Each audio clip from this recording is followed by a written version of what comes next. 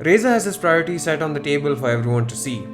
The Razer phone is a smartphone that's meant for content consumption, not content creation. However, being a smartphone to be announced in 2017, it's expected to come with two cameras at the very least, and as most high-end smartphones choose to come with dual camera setups at the rear, Razer also decided to join the bandwagon.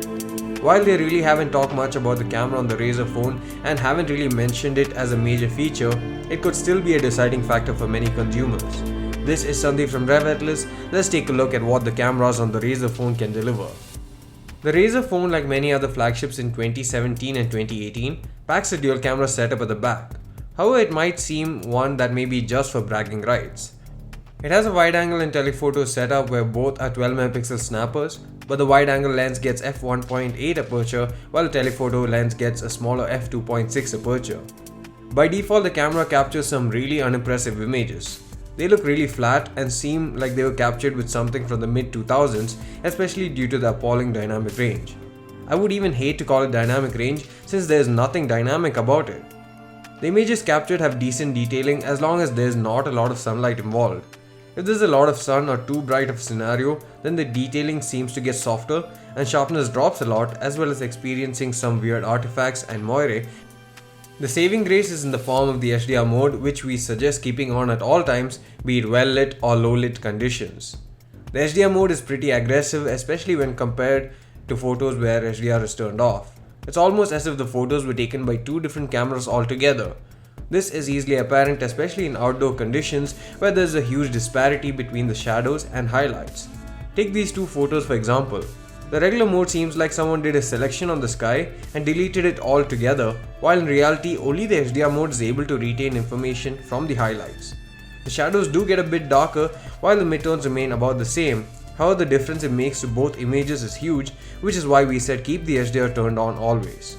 Image quality is decent on the wide angle camera, but the quality drops quite a bit on the telephoto camera.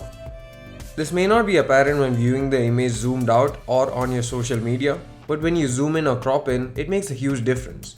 In fact, it's probably a better idea to just shoot with the regular camera and crop in later, as in most cases it makes no difference and in some it may even come out better.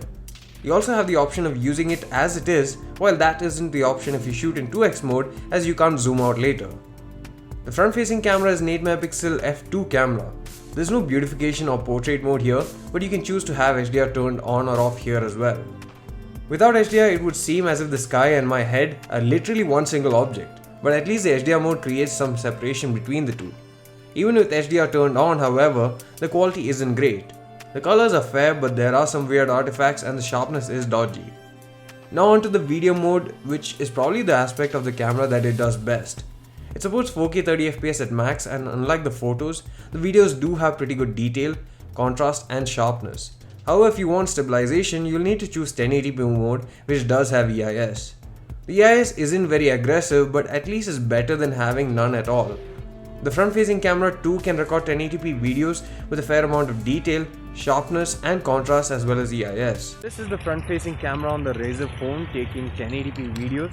Let me know how the overall sharpness is, stabilization, how the exposure, contrast ratio and various other aspects of the video is, and even how well it's picking up my voice.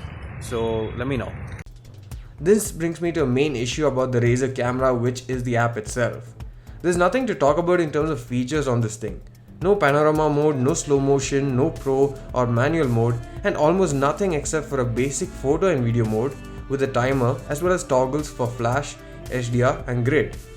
In fact, the zoom feature was horrible before the update, where they gave seamless zoom which didn't have any indication on whether you were zooming in, so much so that digital zoom was being applied or not. Since then, they've created a 1x and 2x toggle, which makes things a whole lot easier.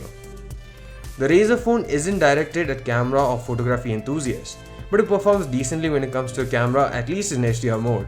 However, it's further let down by a mediocre telephoto camera and a skeletal level camera app that needs a lot of work even for it to be present on a flagship phone such as this.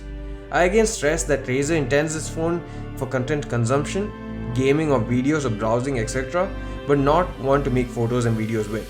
When you think of it that way, it does a fairly good job and can be acceptable if that's what you intend to do with this device.